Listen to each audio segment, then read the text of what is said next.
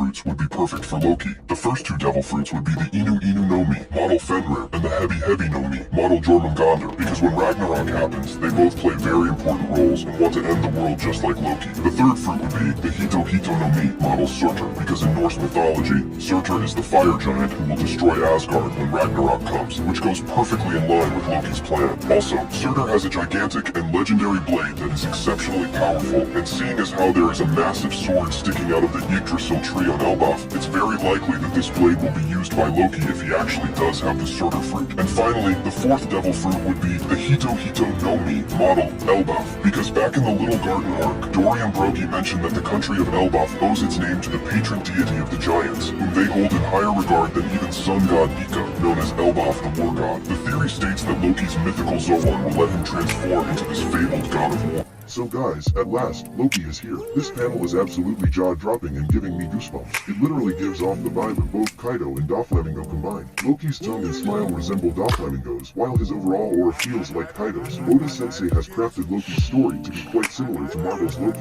Loki and Hodge Rudin are the official sons of the King of Elbaf. There is a legendary devil fruit that has been passed down through the royal bloodline of Elbaf for a long time. Loki was greedy and wanted the power of that legendary devil fruit, so he killed his father, the king of Elbaf, to obtain it. According to the giants, Loki has committed every single crime one can imagine. Currently, Loki is captured and bound in chains, but the most awesome part is that it took all of Elbaf's warriors to bring Loki down. However, Oda has done something again that I personally didn't like. First, Bonnie transformed into Nika. Then, Rodo called himself the Sun God. And now, Oda has repeated the same thing. Loki introduces himself, claiming that he is the Sun God and that he will destroy the world. Dark Prince Loki is quickly becoming one of the most overhyped characters in the fandom. Some people genuinely believe it took the entirety of Elbaf, Shanks, and his crew to take him down.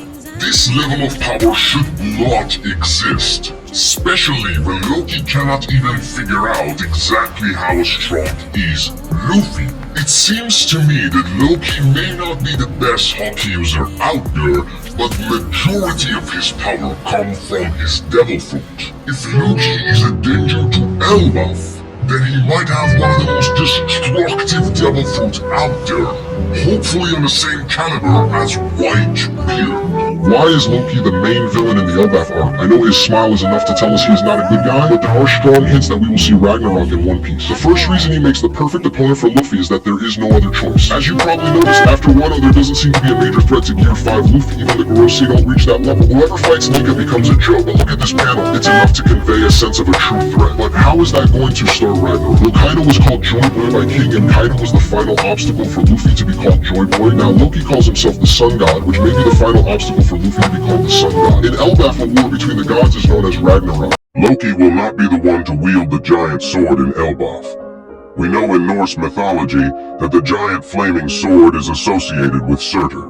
His sword was said to shine brighter than the sun. I believe Loki only thinks he has a sun-related fruit, because he doesn't know it was swapped out before he ate it.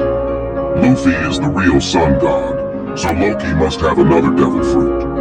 Also, Loki's ideology doesn't seem to match a sun-related fruit. He mentioned bringing darkness upon the world. Maybe him saying this is his real mythical Zoan taking over his thoughts. I believe Sakazuki will wield the giant sword. This may sound crazy, but remember Enel too has a Logia, and he turned into a giant mythical Zoan-like creature, so why can't Sakazuki? Also, Sakazuki literally has a fruit that could mirror how Surtur brought a blaze to the world. Sakazuki does have a 5 billion berry bounty.